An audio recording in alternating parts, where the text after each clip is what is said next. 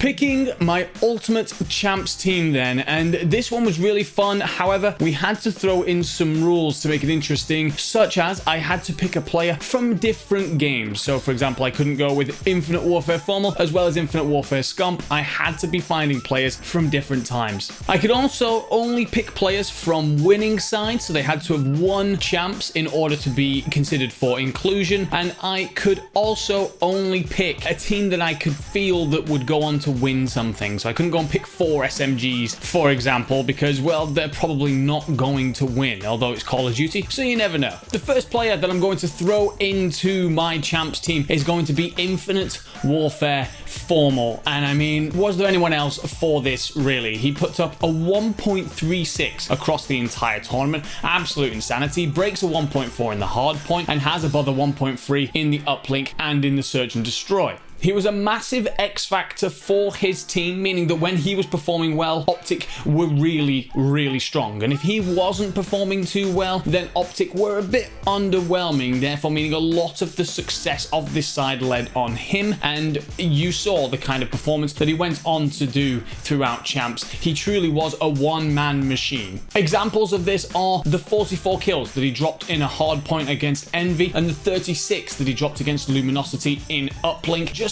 to show you the kind of dominance that this man truly had and why he is the #1 pick for my side. In the next spot, I've gone with the second AR. Not necessarily a flex as the traditional role is, but someone who's a more aggressive AR. The kind of person who could run a Maddox or an XM4, for example. Those kind of weapons, be super aggressive and much more of a link between the main AR Informal and the SMGs. And for this, I've actually gone with Clayster from Advanced Warfare. In that Denial roster, whilst winning champs, he had over a 1.3 KD, the highest across the entire tournament, and nearly puts up a 1.4 in CTF alone. He's positive across every single series that he played in the tournament, and one of the big things here was how much he really put his team on his back. Not that the rest of his team were bad by any stretch, but when you look at things statistically, he was far and beyond the best player on his team and truly stood out as a high damage, high slaying assault rifle player. But a little thing on top of that is that he brings up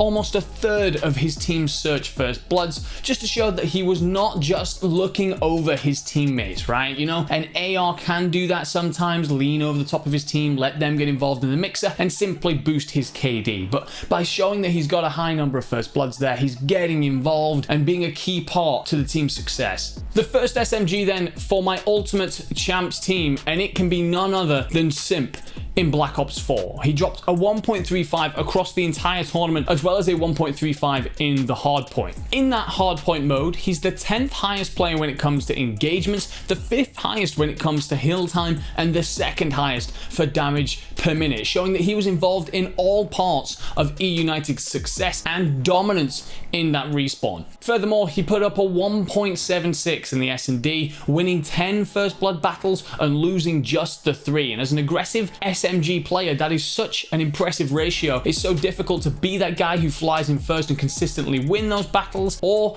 be involved in the sniper duels and win those battles consistently, and yet he went on to do it all the same. And finally, he only, yes, only puts up a 1.2 in the control, just to kind of underline how very, very brilliant Simp was through that champs period.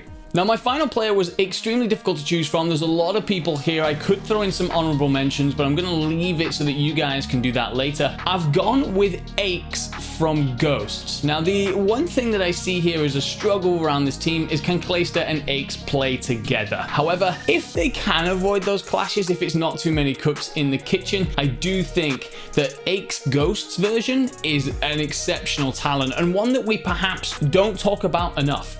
In that Ghosts Championships, on that complexity side, he dropped the 3rd highest KD in the tournament, over a 1.5 in the domination, very positive in Blitz with a 1.14, and then a 1.2 in the S&D. And that was not his only involvement either. He was very much involved in the objective side of games, considerably above his other SMG duo in Karma, who was the other consideration for this spot, but he just showed that he had so much in his locker at the time. Mr. Patty P, you are the 4th man of my ultimate champs team. And that is it then. Infinite Warfare Formal, Advanced Warfare Clayster, Black Ops 4 Simp, and Ghost Aches. What do you think? Do you think this team could go on to win something? Who would you have in your ultimate team? Let us know in the comments.